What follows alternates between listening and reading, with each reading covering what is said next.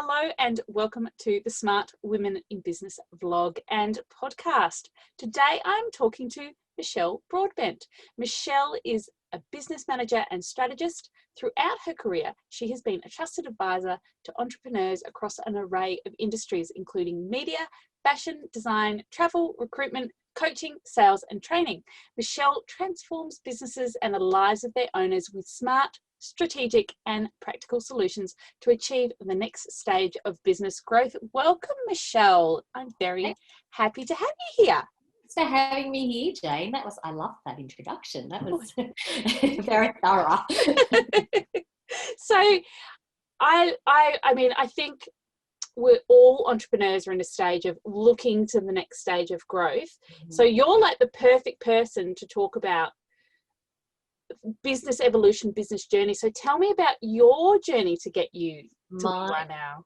So my journey has been a very, very long one. So my life in small business started when I was 16 years old and worked in a ballet shop part-time. And I had a boss who used to go out and get completely wrecked on a Friday night and basically leave me in charge on a Saturday. So I sort of started my life in small business then. And then throughout the course of my career, I have worked in various businesses for various founders, and sort of most recently, before starting my business, I worked in television, and I had 2 jobs where I was employee number 2. So I joined the founder, and then together we built the business from like a one-woman, operating in Sydney kind of entity, and grew that into an international business with, millions of dollars in revenue and that kind of thing by building it out with the right people and systems and all of that sort of thing. So I'd done that a couple of times,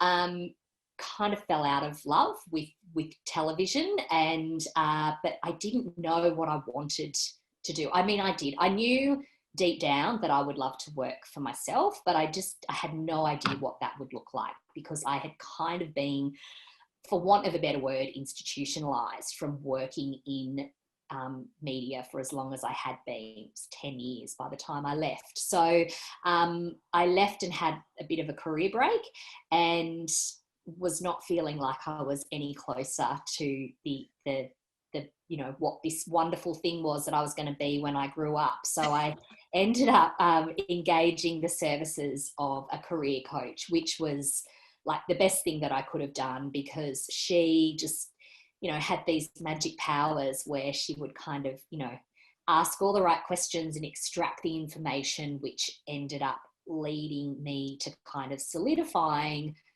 what my value was to the world, I guess, like, and what running my own business could look like and what that offering would be. So, and that was 4 and a bit years ago. Oh, wow. I am now. Yeah. So within your business in that 4.5 years, you've obviously grown and evolved your service offering and the value that you bring to the world, which is the core of every single service-based business.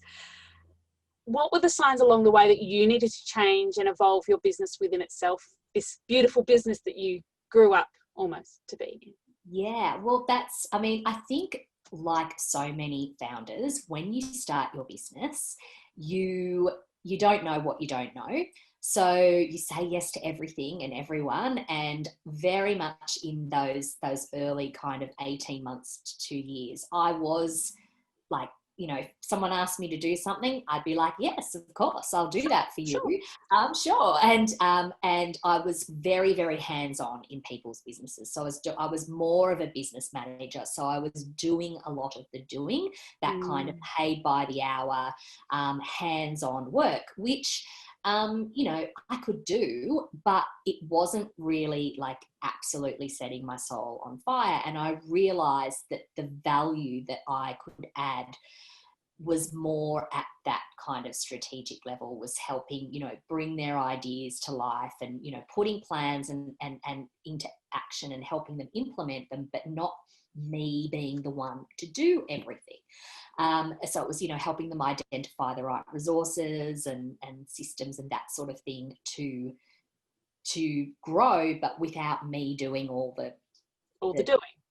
all the doing. Yeah. So, and then once that shift happened, then, obviously it takes a little while to wean people off you, and also wean myself, because it was a very secure place to work from. Like it was the sort of work that I knew that I could just keep getting. And it was it was quite definable as well.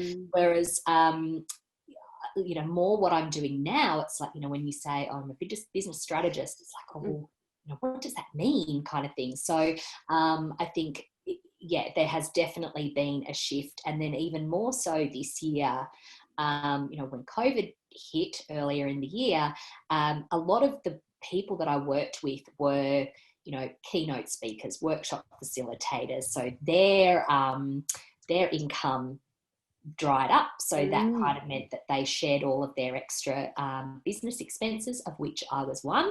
So I was like, okay, I need to kind of, stand out on my own 2 feet, and almost like become like I want to use the word expert, but like someone that is known for something as well.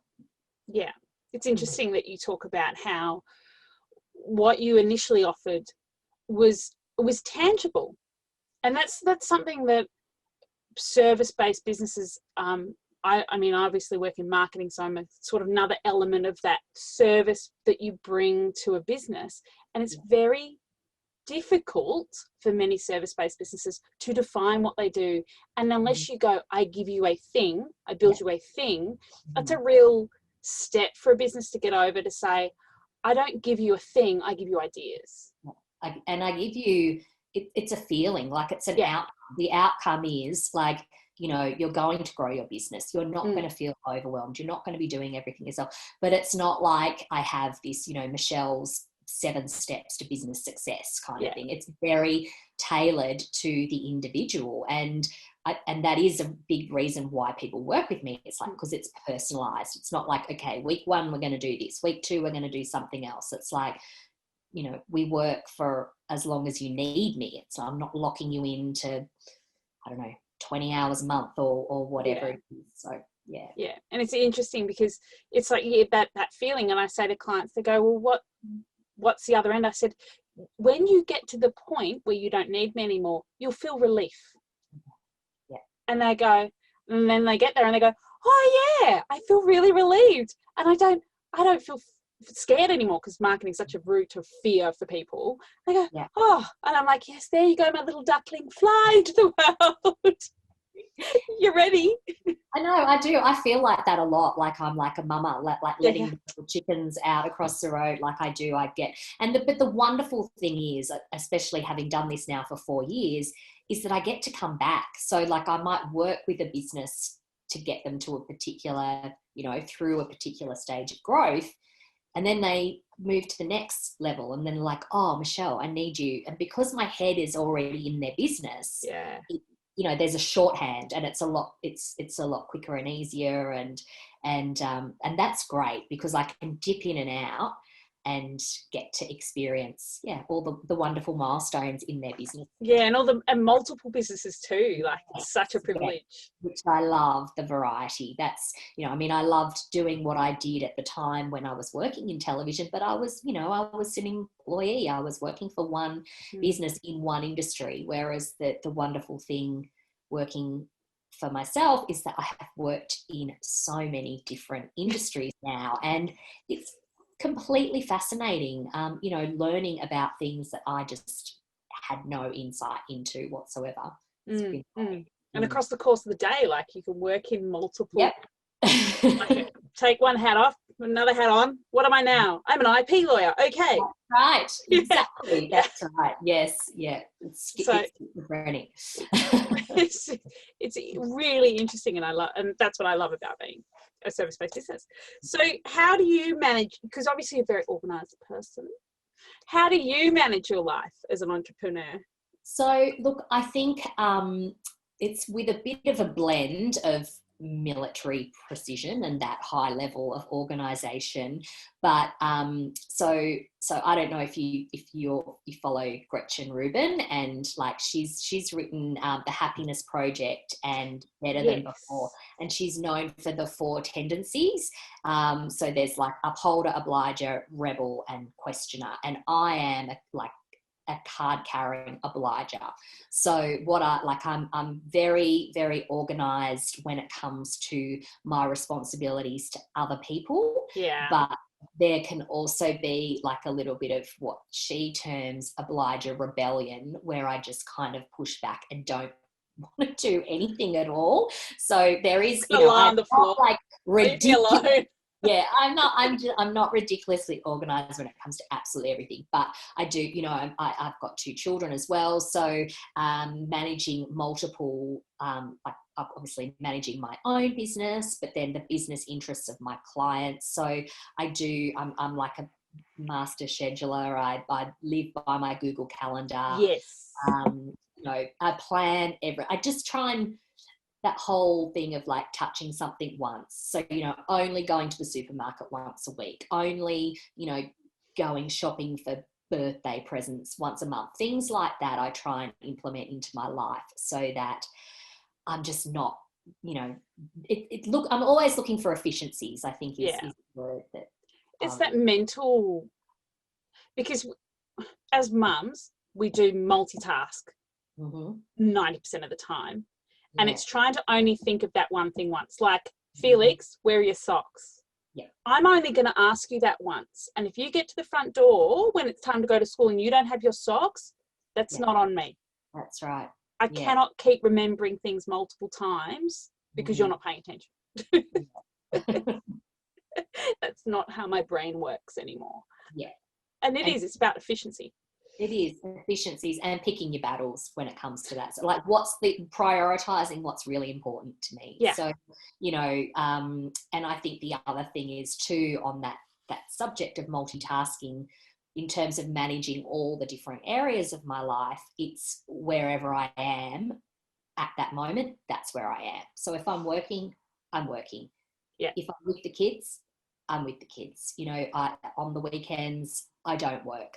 I don't have my work emails on my phone, for example, and then I don't have my phone on me when I'm hanging out with the kids, and sort of giving them that quality time. So it's just being, a bit ruthless is a bit of a negative word, but I am having boundaries. Boundaries. Yeah, that's true. But I am quite, stringent is probably a better word with my time.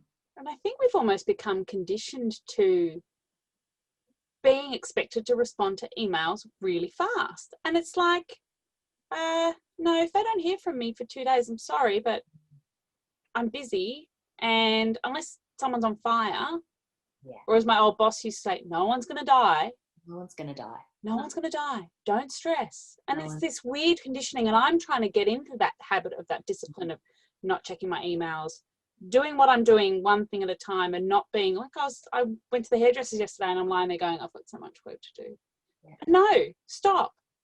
Just be there. Listen to the music. Enjoy having someone else wash your hair. Yeah. I mean, I used to be like that in the hairdressers where I was like, no, this is my time off. But as I've gotten older and I have to go more often to cover the greys, it's like I cannot waste all of this time every 8 weeks when I get my hair coloured. But it's that but I think when it comes to response times and all of that sort of thing, I have learned that setting the expectation yourself is like, people are okay with that. Like, people are not that demanding. We let them be demanding, and we put it on ourselves, responding or over promising and under delivering. Like it's that, I'll get that proposal to you before tomorrow morning, and it's like, it's 4:30. The proposal's going to take 3 hours. Exactly. It's like, how the hell is that even going to happen? Whereas if you said to that person, give me 48 hours and I'll get back to you. And then if you delivered it within, 24, then they think, wow, she's fabulous. She's on top Or of everything. you hold back and just deliver when you say you're going to deliver. But I think, and it does come from that place of like, when you're starting a business and you're like, oh, what if the phone doesn't ring? What if I don't get any inquiries or whatever? So I'm just going to do everything, over deliver and burn yourself out of that fear, that scarcity mindset. And we hold on to that. I've been in business 11 years and have never been without work. Yeah. Yet my little lizard brain's going, oh my God, you haven't got 8 projects on the go. You've got 4. Start freaking out. I'm like, get perspective. I know it's hard though. It's hard. discipline. And we're all a work in progress. Like I see it with all the women that I work with, highly accomplished women that still freak out, or they focus on, the one bad review or the one. I remember every piece of criticism I've ever received. Yeah. But do you remember every accolade? Do you remember every person that's praised you? Every client that sent you that email, saying you're fabulous and, you've changed my life. All that sort of stuff. And I think we really need to shift the focus onto that sort of thinking. But it's hard. We're just conditioned. Why? We really are. We are. Yeah, I think it's a cultural thing too. It's we're not. We haven't been raised to like that saying, having tickets on yourself. It's like bragging about. But I think when you work for yourself and there's no manager singing your praises, there's no KPIs. Well, if I don't start to let people know that I'm actually really good at what I do, then how the hell are they going to find out? So it's that hard balance. It's that fine line. Like I've been really going hard on video and I feel like the biggest show off of all time, but then I get feedback going, I love your videos, like I feel like I know you, and I'm like, okay, thanks. And they're just the people that are commenting. They're just the people. There are also all the lurkers that are watching everything that you do, and it's somehow impacting them in a really positive way. You just don't know about it. Yeah, it's a weird mental thing to try and get over. We need to get over ourselves. We do. So what does a great day in the office look like for you, Michelle? Oh, a great day. Great day. So, look, a great day for me is lots of people contact. So I am fueled by other people's energy. You're an extrovert. So I am an extrovert. I'm an absolute extrovert. So usually, like I'm a morning person. So I will wake up early, and often, if I need to, I'll use that time to do like content creation, so writing or whatever, because that I like to do. That's weird. I like to do that in bed, when it's still dark outside. I just like to, that's what my best time, when I can really just sort of smash that sort of work out. And then throughout the day, it's having like client meetings, accountability sessions with my clients, that sort of thing. I love, if I can see people in real life, even better. That's so fancy.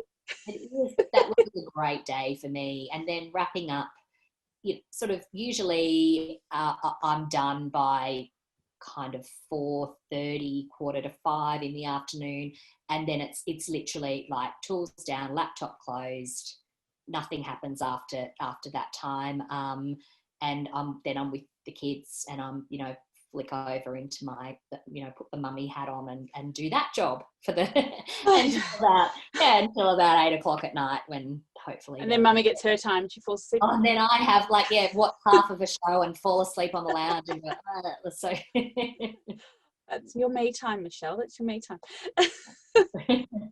So what are your tools? Like, I love talking about tools because I'm a tech head. Yep. What are your favorite tools? What to sort of like keep myself to manage your business, to efficiency, client management, because people don't know about all the tech. I find when they're starting out and they go, I didn't know you could get, oh my god, Airtable or ClickUp. Yes.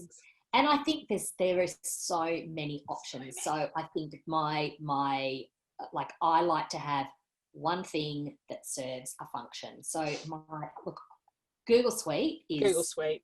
incredible. Like, where will we before that happened? I just think so. Yes, like all my files are on Google Drive. I use Gmail, for my email system, and the schedule feature in Gmail that's like a revelation, because what that means is that I can batch my emailing and I can set them to go at a time when I'm then not going to get an avalanche of responses and feel like I have to keep replying. So I think that's a great, in terms of like client management and communication. I love Active Campaign. I did use MailChimp when I was first starting. Yeah, me too. I think and look, I will preface all of this by saying, when you are in the early stages don't feel like you have to have all the bells and whistles. No, you don't need Entreport and Kajabi and everything when you're starting. No. A simple Excel spreadsheet or a Google Sheet works just as effectively in those early days when you're just capturing information and getting yourself started. So yeah, Active Campaign I love. Another great thing, again, this is when your business grows and you don't want to be doing all the backwards and forwardsing with emails and setting up appointments. Calendly is a great appointment setting. Well, that's how you booked with me. Yeah, and a lot of my clients book that way, and it just syncs with all my calendars. We have a family calendar, business calendar. Yeah, and this is again the boundaries thing, right? Because I think so many people let their calendar be open slather to other people, but it's like in Calendly, you determine when you are available, and I think when you're sending that out to the world, they're like, oh God, look how busy she is. She's only available on those days. It's like, no, that's actually when I have chosen that to be available. I'm very structured with my time in that way. It's like certain tasks on certain days and certain, that at certain times of the day as well. I think that's all the tech. And then there's also the old school stuff. Like I love a pen and paper planner. Oh, I love a notebook. So I have my Google Calendar where everything is booked in and blocked out, my time, but my tasks that I do throughout the day, I have that in a paper planner. Yeah, me too. Yeah. My day book, because it's the ticking off. Oh, I love it. Big line through. Yep, done. Oh, look, I had a conversation with Danielle Price yesterday about putting a line through it. I'm like, my handwriting is so poor that if I put a line through it, I wouldn't be able to read it again. Okay. And they're like, when I die, I've got so many notebooks. I've got like the entire history of my business. Yep. Because what I love about a book is when the phone rings and you go, blah, blah, blah, this time, because then you can track all the contact, you can talk about what you spoke about, and when they go, did we talk about that? You go, yes, we did. Yes, yeah, really important. Yeah, I take a notepad to all my meetings, and I don't type straight into a laptop or no. And I find that hand pen connection makes it go into my memory. I think there's some cognitive thing about that. There actually is, that by writing it down, we retain things better. So, well, we try. My brain is so full at the moment. At the moment, yeah. So, how do you manage your life? You've mentioned you've got kids, obviously, and you're pretty strict on your boundaries. How do you manage your life, like generally? What are some are there any tips you can give us, or what do you do, Michelle? What do I do? So in terms of like the functioning of my life. So as functioning of your life. Yeah, I mentioned like I'm a big planner. So I meal plan. I holiday plan. I'm very much like a set and forget. It's like make the decision. Yeah. Move on. Like, okay, I've gone and done the grocery shopping. I've done the meal plan. That's what we're having for dinner on Monday night. And, if you don't feel like chicken, I don't care. I don't care. That's what we're eating. And it's the same with my working time as well. So I have, like I said earlier, certain things that I do on certain days. So there's, and it works in with not just my life, but also, when I'm sort of at my peak with being productive, because I think where I see people fall down a lot is they're wasting their super productive time by answering emails, invoicing or paying bills or whatever, and they're going, oh, I've been trying to write this book and I just can't break the back of it. And I'm like, well, when are you trying to do it? At 2:30 before I have to go and pick the kids up at 3. It's like, no good is ever going to come of that. So it's just being aware of when my peak. I'm opportunistic with my time, I think is what I'm probably trying to say, is that I just look for, okay, what can be sort of the highest value in this particular time when it comes to work. Do you block out time? Like, do you go, right, I've got this project, it's going to take this amount of time, that's it? Yeah, has to be done in that time.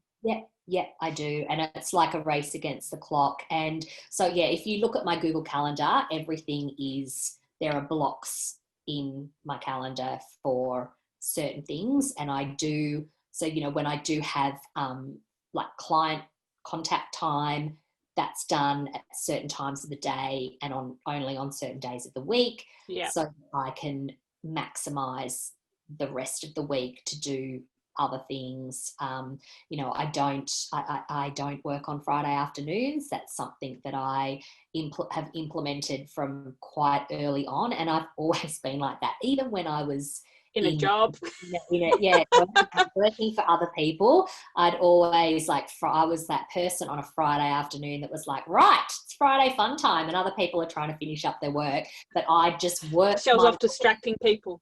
I was a nightmare. Like, should we open some wine? And they're like, I'm still trying to finish.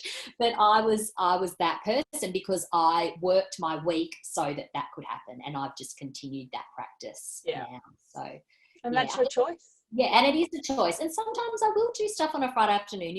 If my kids go to their dad for the weekend, and I've got like sort of a bit of a buffer before my real life sort of kicks in, then I will do a little bit of extra work. But that's a choice. It's not given. So your days like mini deadlines. I was reading something the other day that we're really only productive for 3 hours a day. But if you map your day out so that you're doing 30-minute or hour blocks, and you have to achieve things in that time, and you do 2 3-hour blocks a day, you actually double your efficiency. Absolutely do. Haven't tried it yet. Yeah. And I think too, the thing when you run your own business, and I'm sure a lot of people watching will understand this, is like you can work 24 hours a day. But it does not stop. There is no stopping, and you can fill that time. You could, if the more time you've got, the more we'll fill it. So it's about, and there's no one, especially tasks that are for your business as opposed to client, based on a client deadline. Well, you can keep moving that goalpost if you want to. Like you can go, oh, well, I don't think that's quite ready, so I'll keep going. And I have learned that you have to draw a line in the sand somewhere, or the work will just keep expanding to fill that time. And there's also that if I make it bigger, I won't have to launch that thing. That's true. And I won't have to face any self-criticism or pushback or fear. So I see that a lot. Procrastination tactics is what it is. It's like, I'll just move these titles. I just want it to be a bit better. Yeah. No, just launch the thing. Just launch it, then fix it. Because it might not actually be broken. You just think it's broken. Yeah. Done is better than perfect. Us business people, we see you. We see you, clients. We know what you're doing. But we love you. We're trying to support you through it. So one of the things that affects every single entrepreneur I know, and this question is the reason I started this podcast, is imposter syndrome. So what are your methods to overcome this? How do you respond to the bad days in business? Wow, this is a good one, because I think it is a hangover from being that woman behind the woman for most of my career. So it's always easy to to shove someone else out into the spotlight. Well, for me, it has been. It's like, you know, I can make anyone look good, right? Like from an optics kind of point of view. But then when you have to do it for yourself, I do find that I'm a work in progress, definitely. But It's I terrifying. think, oh, it is. But you know what? I think having the insights that I have had into the, you know, inner workings of businesses and that sort of behind the scenes. And I've worked in my career, I've worked for some very, you know, quite high profile people with, you know, especially when I worked in the UK, who had like just a really, you know, from an outsider's point of view, they were like, oh my God, this person's incredible and they've got it all going on and la la la. But I knew what was going on behind the scenes, right? I knew that they were actually a pussycat, or they you know, they weren't as great. They were sort of only as great as the people around them were making them look to be. So that has helped, but look, it's still definitely, a work in progress, I would say. So it's just trying to keep that perspective and remind myself that we only see, you know, heard it all before, we only see the highlight reel. We only see what people let us see. And to other people, we're pretty shiny. And you know, we just think we're a big mess. And they're going, oh my God, you look so like... I'm a puddle. Yes, I'm a mess. So, I'm a hot mess. yeah. So how do you maintain your sense of community, which I think is one of the most important things about working for yourself? Yeah. Look, I think I maintain it. My focus is on service. That is my kind of North Star, is like being of service. Whatever I can do to help, and that's what I am. I'm a helper. I'm from a family of helpers and grandparents, parents. You know, it's in my DNA to be of service. And I think that is what has enabled me to do like as well as I have, because I'm not, I don't feel like, it's not like, well, what can I get out of this? It's really focusing on lifting other people up. And there are a lot of, you know, I'm a huge referrer. I love connecting great people with great people. And I remember very, very early on in my business, I was at this networking thing. I met this great girl. She's like, let's have a coffee. Let's, you know, I want to hear all about your business, la, la, la, la. We went out for coffee, and then she proceeded to talk me through her referral rules and regulations. It's like, you know, I'm happy to refer you, but this is what I need, and this is what you're going to have to pay me, and blah, blah, blah, blah, blah. And I'm like, I literally just met you, and I thought this was just a coffee. And I was blown away, and it was quite early on. So then I was asking a lot of people, I'm like, is this how it's done? Like, do I have to pay people to refer and expect money back? Do you know what I mean? Whereas there are a lot of service providers that have earned an absolute ton of money based on work that I have sent their way. And there has been absolutely no financial gain whatsoever, because I'm a big believer in, like, what goes around comes around. And I don't think it needs to be, okay, well, I'm going to, you know, charge you. I'm going to clip the ticket every time I send some great work away, because other people do it for me and there's no expectation. So I think it's that focus of being of service and helping everyone out. And together, you know, what is it? The rising tide lifts all ships. If we can all help each other out, it's a very strange and slimy sort of thing. I don't like it. I don't do it. I don't expect it. That whole affiliate setup, I get that there are some places where it's appropriate, fine. But just because I send someone your way, I'm not going to be like, hey, you owe me $10. Like, I send people all over. And it also comes down, like, one of the things that for me is I work with service-based businesses. So I work in marketing, I do websites. I'm not going to pretend I'm a specialist in e-com, which is one of the most common things that comes to me in e-com. I'm not going just to get to work. So I go, no, I'm sorry, I can't help you. Yeah. But go and see this person, go and see this person. Let me introduce you to this person. Yes. Yeah. And then that person is going to, potentially refer back or not. But it doesn't matter. Like, it's just, I think we all need to just have that feeling of being able to help one another out. And help our clients or potential clients. Help someone else. You're serving your client by being that referrer. And I think that's what it's a weird one, and it's something I've come across and I go, what are you talking about? That's just strange. So what's your why? What keeps you motivated? Obviously service is like a core value.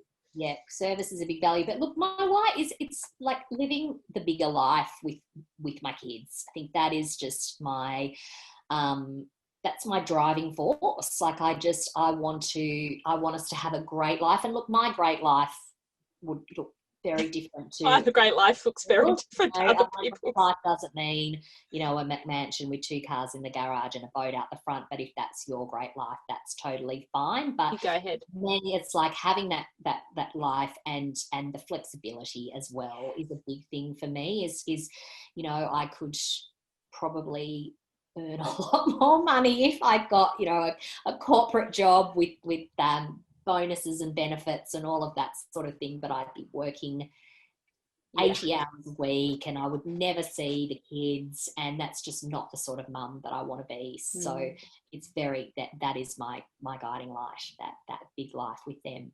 Yeah, I was saying to someone the other day, it's such a privilege to be able to go, oh, they're in assembly today, I'm just going to go to assembly, as long as I've got enough advance warning. I haven't booked a meeting, but I love it. And I go, you know what, I'm just going to go and watch them in a play or get an award. Having to sneak out the door and pretend feel guilty meeting, or get permission. And I'm just going to be a little bit late. No, I don't.